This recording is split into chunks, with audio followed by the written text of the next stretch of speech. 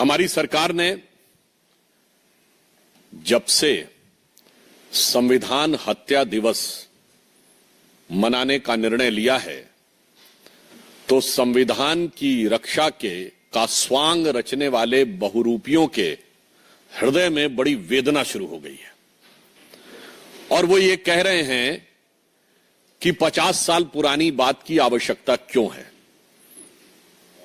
जो लोग खुद सीधे 80-85 साल पीछे जाकर ये दावा करने लगते हैं हर बात में कि आजादी की लड़ाई उनका वन एंड एक्सक्लूसिव कॉपीराइट था, वो उस स्वतंत्रता संग्राम में बलिदानियों के बलिदान के बाद पाई हुई स्वतंत्रता के साथ क्या किया, ये आज की पीढ़ी को जानने की आवश्यकता है।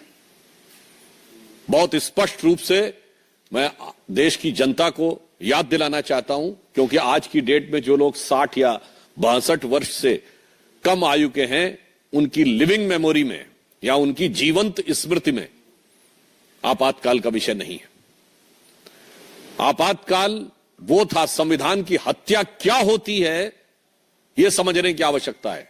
पॉइंट नंबर 1, देश के सभी नागरिकों के अधिकार समाप्त कर दिए गए थे, सभी मूल अधिकार समाप्त कर दिए गए थे। यहां तक कि कोर्ट की प्रोसीडिंग में यह भी बात आई है कि आपके स्वतंत्र घूमने का अधिकार और जीवन का अधिकार भी समाप्त था। इस प्रकार की भी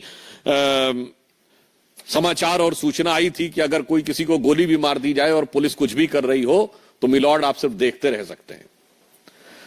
पॉइंट नंबर 2, यदि आपको पुलिस पकड़ ले जाए तो आप कोर्ट में नहीं जा सकते थे।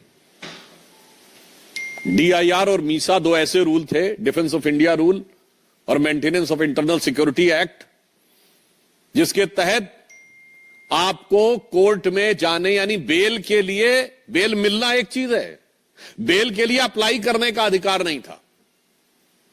Point number 3, defence of India rule इस पॉइंट पर भी लग सकता था कि अगर किसी सार्वजनिक स्थल पर खड़े होकर आप सिर्फ इतना बोल दें कि इंदिरा गांधी की सरकार हटानी है, इतने में आपको इस प्रावधान के तहत जेल में डाला जा सकता था, जिसमें आप बेल के लिए भी अप्लाई करने के हकदार नहीं थे। पॉइंट नंबर 4, सारा विपक्ष जेल में था। पॉइंट नंबर 5, सिर्फ राजनीतिक नेता नहीं थे, 1.25 लाख से 1.5 लाख लोग, आम जनता और राजनीतिक कार्यकर्ता 18 महीने जेल में रहे। तो विषय सिर्फ इतना साधारण नहीं था। पॉइंट नंबर 5, 38वां और 39वां संविधान संशोधन करके सरकार के किसी भी निर्णय पर न्यायिक समीक्षा का अधिकार समाप्त कर दिया गया था। यानी न्यायालय सरकार के किसी भी निर्णय की कोई टीका टिप्पणी समीक्षा नहीं कर सकता था। और पॉइंट नंबर 6, संविधान की प्रस्तावना, जिसे बाबा साहब अंबेडकर ने संविधान की उद्देशिका, प्रीएम्बल ऑफ द कॉन्स्टिट्यूशन, जिसे संविधान की आत्मा कहा था, उस संविधान की आत्मा को बदल दिया गया था। उसमें सेकुलर और सोशलिस्ट वर्ड डाल दिया गया था, तब जब विपक्ष पूरा जेल में था। इसलिए, और यह क्यों किया गया था, यह भी ध्यान देने की आवश्यकता है। छत्तीसगढ़ के मुख्यमंत्री जी का एक प्रसिद्ध बाइट है जिसमें वो कह रहे हैं कि इंदिरा गांधी जी में साहस था, इसलिए उन्होंने आपातकाल लगाया। और पॉइंट नंबर 6 के बाद पॉइंट नंबर 7, मामला सिर्फ इतना नहीं था, देश से ऊपर एक नेता को कर दिया गया था, इंदिरा इज इंडिया कर दिया गया था।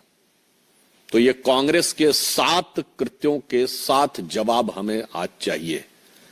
संविधान की 7 तरीके से हत्या करने वाले लोग। और इंडिया इज इंदिरा का नारा कांग्रेस के तत्कालीन राष्ट्रीय अध्यक्ष देवकांत बरुआ का था, और इजराइल हमास पे संघर्ष पे प्रस्ताव पारित करने वाली कांग्रेस वर्किंग कमेटी ने आज तक आपातकाल की आलोचना करते हुए, इंदिरा जी की आलोचना करते हुए और डीके बरुआ के इस वक्तव्य की निंदा करते हुए प्रस्ताव नहीं पारित किया है। अगर आप ऐसी किसी चीज पे प्रस्ताव पारित कर सकते हैं, मुझे दिखाएं वो सीडब्ल्यूसी का कहां प्रस्ताव है कि हमने माफी मांगी, हमने निंदा की। और देश से ऊपर एक नेता को कर दिया। और यह विचार प्रेरित कहां से था? मैं पहले भी बोल चुका हूं सदन में और आपको रिपीट करता हूं कि 1934 में नाजी पार्टी का न्यूरेमबर्ग में कन्वेंशन हुआ, जिसमें नाजियों की बड़ी प्रसिद्ध फिल्म थी ट्रायम्फ ऑफ द विल। उसका मंचन कराने के बाद हिटलर के राइट हैंड आदमी रुडोल्फ हेस ने एक नारा लगवाया था, Hitler is Germany and Germany is Hitler.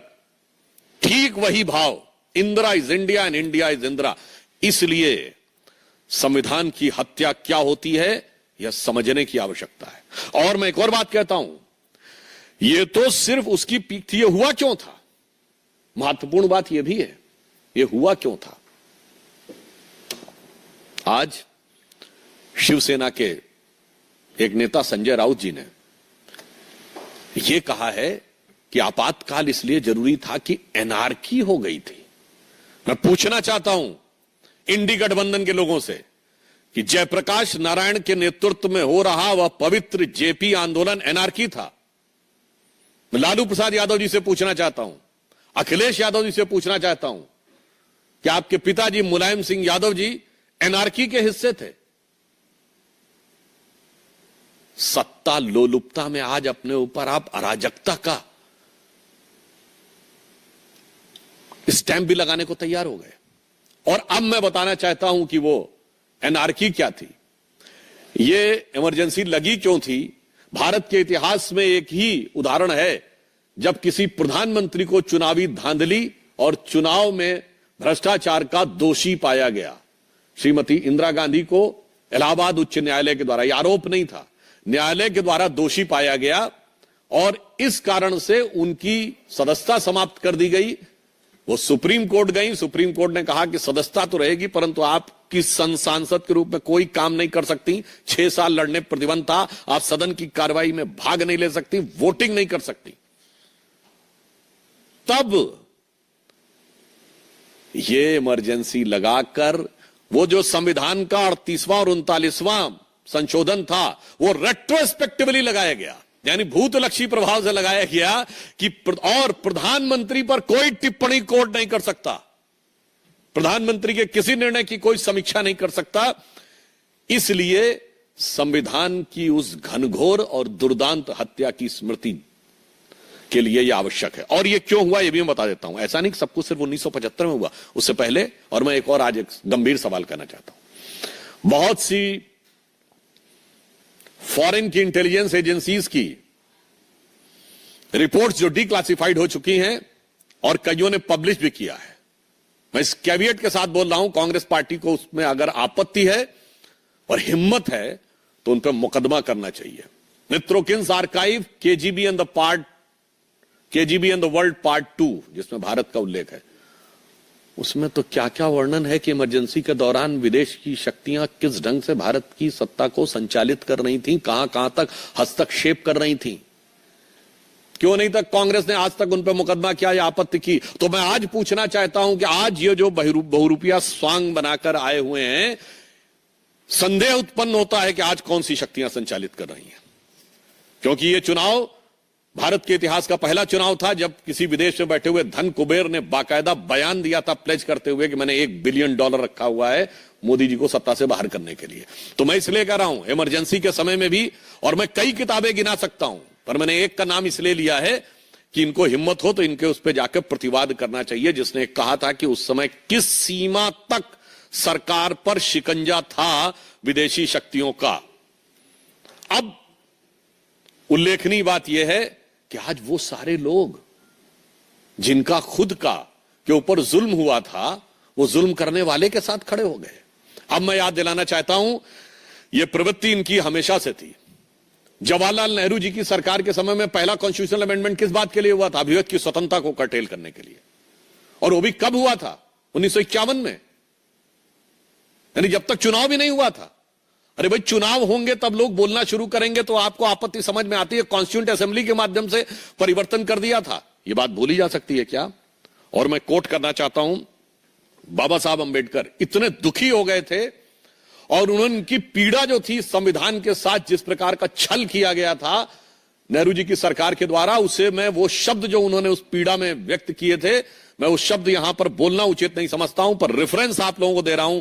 19 मार्च 1955 राज्यसभा की प्रोसीडिंग में उन्होंने कहा कि मैंने तो एक पवित्र मंदिर बनाया था देवता को स्थापित करने के लिए, और उसको किस प्रकार से उस मंदिर के साथ क्या किया गया है, ये उनके शब्दों में कोई भी व्यक्ति जाकर स्वयं पढ़ सकता है।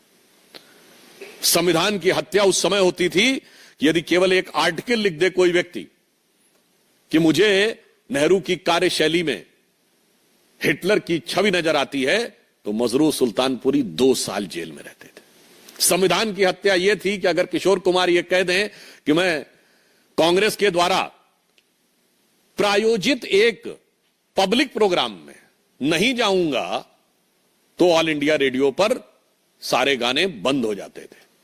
और फिर इसके उपरांत अभी आप हाल, और यह प्रवृत्ति मुसलसल चलती रही। जब राजीव गांधी जी आए तो याद करिए, पोस्ट एंड टेलीग्राफ एक्ट क्या था कि आपकी चिट्ठी कोई भी खोल के पढ़ सकती थी सरकार, यह एक्ट लाया गया था। और अगर उसमें आपत्तिजनक कोई बात हो तो आप पे कार्रवाई भी की जा सकती थी। वो तो ज्ञानी झैल सिंह जी ने उसको रख लिया, अन्यथा आज सोचे। मैं पूछना चाहता हूं संविधान के रक्षा के इस बहुरूपीय गैंग वालों से कि भाई अगर कोई आपसे कहे कि आपका सारा ईमेल, व्हाट्सएप सब कुछ सरकार पढ़ सकती है और पढ़े हुए के आधार के ऊपर आप पे कार्रवाई कर सकती है, यह था पोस्ट एंड टेलीग्राफ एक्ट। संविधान की हत्या यह थी कि 5000 सिखों की हत्या के बाद सर्वोच्च पद पे बैठा हुआ व्यक्ति कहे कि बड़ा पेड़ गिरता है तो धरती हिलती है। और संविधान की हत्या यह थी जिसे अभी चंद दिन पहले सर्वोच्च न्यायालय ने नलीफाई किया है कि यदि शरिया और सर्वोच्च न्यायालय में मतभेद हो जाए तो सर्वोच्च न्यायालय के निर्णय को रौंद कर संविधान को से ऊपर शरिया को कर दिया जाए। यह संविधान की हत्या थी। यदि कोई अखबार आपसे सवाल पूछना शुरू कर दे तो उस अखबार की बिजली काटकर उस पर छापा मार दिया जाए। वो आपको याद होगा जब राजीव गांधी जी से सवाल पूछने शुरू किए गए थे, वो थी संविधान की हत्या। अब आइए 1980 में मैं याद दिलाना चाहता हूं, जब इंदिरा जी वापस सरकार में आई, कांग्रेस पार्टी से पूछना चाहता हूं, विपक्ष की सारी सरकारें बर्खास्त कर दी गई राज्यों की। All the state governments were dismissed in 1980। क्या प्रीटेक्स्ट पे कि केंद्र में चूंकि आपकी पार्टी चुनाव हार गई है, इसलिए अब आपका कोई नैतिक अधिकार नहीं है कि आप सत्ता में बने रहें। यह थी संविधान की हत्या। नरसिम्हा राव का समय आता है, आप सोचिए हमारी 3 सरकारें बर्खास्त की जाती हैं। किस बात पे? हिमाचल, राजस्थान, मध्य प्रदेश की सरकार किस बात पे बर्खास्त की जाती है? यह थी संविधान की हत्या। और मैं संविधान की हत्या का एक और उदाहरण देना चाहता हूं। यूपीए 1 सरकार जो सोनिया जी की छत्र छाया में सुपर पीएम के द्वारा चल रही थी, मनमोहन सिंह जी के द्वारा पहली बात सर्वोच्च संवैधानिक निर्णय लेने की एग्जीक्यूटिव बॉडी यूनियन कैबिनेट से ऊपर नेशनल एडवाइजरी काउंसिल बनाई। यह संविधान की हत्या नहीं थी? एनएसी के चेयरमैन का पद असंवैधानिक था, लोग भूल गए। मार्च 2006 में सोनिया जी को इस्तीफा देना पड़ा था ऑफिस ऑफ प्रॉफिट के मुद्दे पे, क्योंकि नेशनल एडवाइजरी काउंसिल का चेयरमैन का पद असंवैधानिक हो गया था। जब उन्होंने इस्तीफा दिया, दोबारा चुनाव लड़ी। इस बीच में यूपीए सरकार ने कॉन्स्टिट्यूशनल अमेंडमेंट करके एनएसी चेयरमैन के पद को ऑफिस ऑफ प्रॉफिट से बाहर कर दिया। यह थी संविधान की हत्या। और मैं इसमें एक चीज याद दिलाना चाहता हूं जिसे विशेषकर बिहार के लोग ध्यान करें। 2005 में जब एनडीए की सरकार को बर्खास्त किया गया तो कांग्रेस के ही पूर्व कानून मंत्री स्वर्गीय हंसराज भारद्वाज जी ने पूर्व मुख्य न्यायाधीश जस्टिस सब्बरवाल की स्मृति में आयोजित एक कार्यक्रम में बोला था कि मुझे कहा गया था कि मैं चीफ जस्टिस से मिलकर उनसे यह प्रयास करूं कि निर्णय सरकार के पक्ष में आए। यह कौन कह रहा है? कांग्रेस के तत्कालीन कानून मंत्री बोल रहे हैं। परंतु जस्टिस सब्बरवाल के से मैं मिला, मैंने उनसे चाय पिया, मगर उनका एटीट्यूड देखकर मेरा साहस नहीं हुआ। यह है कानून की हत्या की पहले असंवैधानिक तरीके से सरकार को बर्खास्त करो। और आप यह भी याद करिए, उस समय बिहार के राज्यपाल बूटा सिंह जी थे, सर्वोच्च न्यायालय का कमेंट किया था। मैं कोई टिप्पणी कर रहा हूं, इतना घातक कमेंट है कि यह थी संविधान की हत्या। और मैं याद दिलाना चाहता हूं, डॉक्टर एपीजे अब्दुल कलाम ने अपनी किताब द टर्निंग पॉइंट में लिखा कि उनसे मॉस्को में साइन करवाए गए थे, वो इतने दुखी थे कि लौट के आने के बाद उन्होंने अपना इस्तीफा देने का मन बना लिया और इस्तीफा उन्होंने तत्कालीन उपराष्ट्रपति भैरों सिंह शेखावत जी को भेजा। जब यह बात पता चली, मनमोहन सिंह उनसे मिलने के लिए आए और ये बात डॉक्टर कलाम ने अपनी किताब टर्निंग पॉइंट में लिखी है और उनसे अनुरोध किया डॉक्टर मनमोहन सिंह ने कि कृपया आप ऐसा ना करें, अन्यथा सरकार गिर जाएगी। और डॉक्टर कलाम ने कहा कि प्रधानमंत्री के इस प्रकार की याचना पर मैंने भारी मन से वह इस्तीफा वापस लिया। यह है संविधान की हत्या। इसलिए मैं बताना चाहता हूं, और उसके बाद यह सिलसिला सिर्फ यहीं पे नहीं रुका है, उसके उपरांत अगर आप आगे बढ़ते चले जाएं तो आज जब इनकी सरकार आ भी जाती है राज्यों में, तो क्या होता है? आज जिस ढंग से जरा सा विरोध में लिखने वाले लोगों के ऊपर कार्रवाई हो रही है, वो क्या है? वो तो एक पक्ष छोड़ दीजिए। मैं पूछना चाहता हूं, संविधान यह कहता है कि संसद के द्वारा पारित कानून के विरुद्ध कोई राज्य की सरकार कार्रवाई नहीं कर सकती, यह उसकी बाध्यता है। सीएए संसद के द्वारा पारित कानून था। इंडी गठबंधन की राज्य सरकारों की विधानसभाओं ने सीएए के खिलाफ प्रस्ताव पारित किया कि हम नहीं मानेंगे। यह है कानून की, यह है संविधान की हत्या। केंद्रीय एजेंसियों को काम नहीं करने देंगे, यह है संविधान की हत्या। और इतना ही नहीं, बहुत से लोगों को ध्यान नहीं है तो मैं याद दिला देना चाहता हूं, संविधान की हत्या क्या होती है। बहुत सी ऐसी बातें हैं जो केरल की बात लोगों को उत्तर भारत में पता नहीं होती। केरल विशेषकर, जहां अभी तक राहुल गांधी जी सांसद रहे और अब प्रियंका जी वहां से सांसद की प्रत्याशी होने जा रही हैं। मार्च 2006 में केरल की विधानसभा ने एक सर्वसम्मत प्रस्ताव पारित किया कि कोयंबटूर हमले के मुख्य आरोपी अब्दुल नसीर मदनी, जो तमिलनाडु की जेल में है, उसे रिहा कर दिया जाए। विधानसभा ने प्रस्ताव पारित किया है और 117 के 117 एमएलए, सारे कांग्रेसी और सारे कम्युनिस्ट ने प्रस्ताव के समर्थन में वोट किया है। यह संविधान की हत्या नहीं है कि संवैधानिक संस्था के द्वारा एक आतंकवाद के आरोपी के पक्ष में प्रस्ताव पारित होना। यह नहीं है कि बयान देना, कॉन्स्टिट्यूशनल अपरेटस का उपयोग। और इसलिए हम यह कहना चाहते हैं कि जब जब इनके हाथ में सत्ता आई है, तब तब संविधान की हत्या हुई है। जितनी इनके हाथ में सत्ता आई है, अगर राज्य में आई है, तो उतनी संविधान की हत्या की गई है।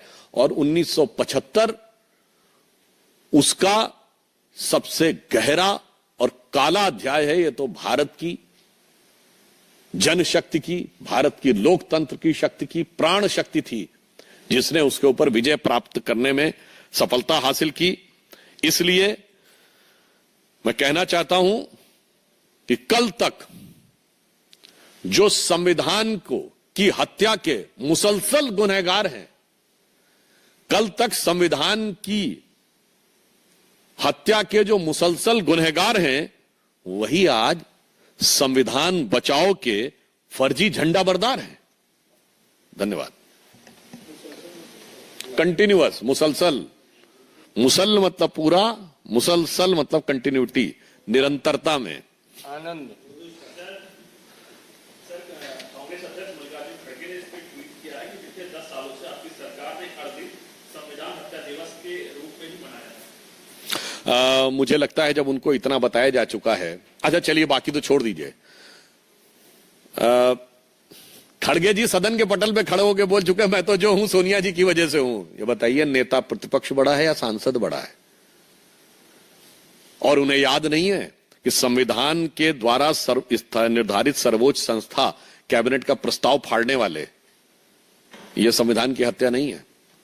तो इसलिए मुझे लगता है कि यह भी उनको किसी से कहलवाया गया है। मोहित भट्ट। जब संजय राउत ने बयान दिया, उन्होंने जब जस्टिफाई किया ना किया गया, उन्होंने ये भी कहा कि अगर अटल बिहारी वाजपेयी प्रधानमंत्री होते तो वो भी इमरजेंसी लगाते। तो जस्टिफाई करने के लिए उन्होंने अटल बिहारी वाजपेयी जी का भी नाम लिया। कैसे देखते हैं पूरे जो बयान है? ये हास्यास्पद और विडंबनापूर्ण है। अटल बिहारी वाजपेयी जो स्वयं जेल में रहे, वो कह रहे हैं कि वो लगाते। और वैसे एक बात बताऊं आपको, जब इमरजेंसी खत्म हुई थी तो उसके बाद रामलीला मैदान में एक रैली हुई थी, सबने बोला था, उसमें अटल जी ने एक शेर बोला था, वो मुझे पूरा नहीं याद है। उन्होंने कहा था, मिल के बैठे हैं चंद दीवाने, कहने सुनने को हैं बहुत सारे अफसाने, जरा खुल के दिल की बात तो कर लें, कल क्या हो जे कोई क्या जाने। ये तो अटल जी बोले थे भाई उस रैली में कि कोई भरोसा नहीं, कांग्रेस आ जाए तो उसके बाद फिर हो जाए। तो मुझे लगता है कि कांग्रेस की मैं कहूंगा कि कांग्रेस के आगे नतमस्तक होने की एक सीमा होनी चाहिए, और शिवसेना को कम से कम सत्ता लोलुपता में अराजकता जैसा शब्द जेपी और उस आंदोलन से जुड़े सारे नेताओं में, उसमें चौधरी चरण सिंह जी, कर्पूरी ठाकुर जी, बहुत बड़े बड़े लोग आज के समय में उनके साथ खड़े हुए, लालू जी, मुलायम जी, डीएमके के नेता, अटल जी, अडवाणी जी, मुझे लगता है सबको अराजक कहना यह भारत के लोकतंत्र की संघर्ष क्षमता का अपमान करना है। Piyush Mishra, India today. आप बोलिए बात, ये भी कह रहे हैं कि आरएसएस और इमरजेंसी का समर्थन कहता है, वो संजय राउत ये भी कह रहे हैं, तो इस पर क्या है आपका मत? अगर उनको 50 साल पुरानी बात याद है और 90-93 में क्या कहा था, इतना भूल जाते हैं। उसके बाद यदि आप बात करने का प्रयास करते हैं तो स्वर्गीय बाला साहब ठाकरे जी के विचार 1990 में क्या थे कांग्रेस के बारे में, 95 में क्या थे, 2000 में क्या थे, 2005 में क्या थे, और अब तो वीडियो अवेलेबल है कि क्या थे। मुझे लगता है, मैं सिर्फ आज उनसे बात कहना चाहता हूं कि वो सिर्फ ये बता दें कि जेपी अराजक थे क्या, और वो ये बता दें कि बाला साहब ठाकरे के बारे में जो कांग्रेस ने कहा, श्री कृष्णा कमीशन की रिपोर्ट में कैसी अपमानजनक बातें कही गई हैं, क्या वो उन बातों के लिए कांग्रेस से क्षमा मंगवाए हैं, या उसके बाद भी उनके सिजदे में सर झुकाए हैं। ठाकुर रविंद्र सिंह, जी न्यूज। सर, लोकतंत्र की बात कर रहे हैं, हत्या की बात कही जा रही है। जम्मू कश्मीर में उमर अब्दुल्ला सबने ही कहा है कि लोकतंत्र की तो हत्या जम्मू कश्मीर में होगी, क्योंकि एलजी को चुनाव से पहले ही, घोषणा से पहले ही पावर दे दिया गया है, और जो वहां चीफ मिनिस्टर होगा वो भीख मांगेगा एलजी से कि हमारा पीएम नियुक्त करें। देखिए, अभी अभी चुनाव संपन्न हुए हैं, बारामूला और अनंतनाग में भी 68% और 72% पोलिंग हुई है। ये पहली बार ऐसा हुआ कि ग्राम पंचायत के भी, पंचायत स्तर तक के भी चुनाव हुए हैं, तो लोकतंत्र वास्तविक अर्थों में कश्मीर में उभर के सामने आ रहा है। हां, जिन्होंने लोकतंत्र के नाम पर कश्मीर को 3 परिवारों की जागीर बना के रखा था, उनकी जागीरदारी खिसकती हुई नजर आ रही है, इसलिए उनके दिल का यह दर्द समझा जा सकता है। आशिफ, एएनआई। संजय राउत ये भी कह रहे हैं कि मोदी सरकार, जो आपकी सरकार, वो कुछ कर नहीं पा रही, इसलिए इस तरह के कानून जाके इस तरह के दिवस मना रहे हैं। सर, इसमें ऐड कर देती हूँ सर, उन्होंने ये भी कहा है कि जिस दिन मोदी गवर्नमेंट का रिजीम शुरू हुआ था, तब से जो कॉन्स्टिट्यूशन की हत्या है या संविधान की हत्या, वो हो रहा है, जिसमें वो खुद शामिल थे 5 साल तक। मतलब किसी भी बात को डिफेंड करने में कम से कम इतना तो ध्यान रखना चाहिए कि महोदय, मतलब आप क्या कहना चाह रहे हैं? शिवसेना तो 5 साल तक हमारी सरकार में थी, और वो कह रहे हैं 2014 से भी पहले की बात। इसलिए मुझे लगता है, और कुछ नहीं है, किसी भी बात को कहने की जो गंभीरता है तथ्यों के आधार के ऊपर, उसे ध्यान रखकर बोलना चाहिए। आप आज के राजनीतिक स्वार्थ के चक्कर में देश और देश के पुरखों की और अपनी पार्टी के पुरखों की इतनी अवमानना मत करिए।